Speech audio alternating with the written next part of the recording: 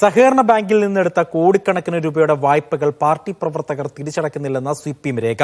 പണം ഇതുവരെ അടയ്ക്കാത്തവർ ഉടൻ തിരിച്ചടയ്ക്കണമെന്നും സംസ്ഥാന കമ്മിറ്റി നിർദ്ദേശിച്ചു. അനധികൃത പണപ്പിരിപ്പ് പാർട്ടിയിൽ കൂടി വരുന്നതായും സിപിഎം വിലയിരുത്തലുണ്ട്.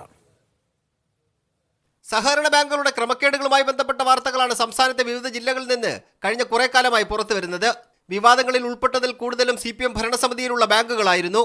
വിവാദങ്ങൾ സഹകരണ മേഖലയെ ബാധിക്കുന്നുവെന്ന് സിപിഎം നേതാക്കൾ പരസ്യമായി തുറന്ന് സമ്മതിച്ചിട്ടുമുണ്ട്. ഇതിനിടയിലാണ് സംസ്ഥാന കമ്മിറ്റി തയ്യാറാക്കിയ രേഖയിൽ സഹകരണ ബാങ്കുകളുമായി ബന്ധപ്പെട്ട സുപ്രധാന കണ്ടെത്തലുകളുള്ളത്. സഹകരണ ബാങ്കുകളിൽ നിന്ന് വായ്പയെടുത്ത പാർട്ടി സഖാക്കൾ പണം തിരിച്ചടയ്ക്കുന്നില്ലെന്ന കണ്ടെത്തൽ പാർട്ടി രേഖയിൽ ഉൾപ്പെടുത്തി.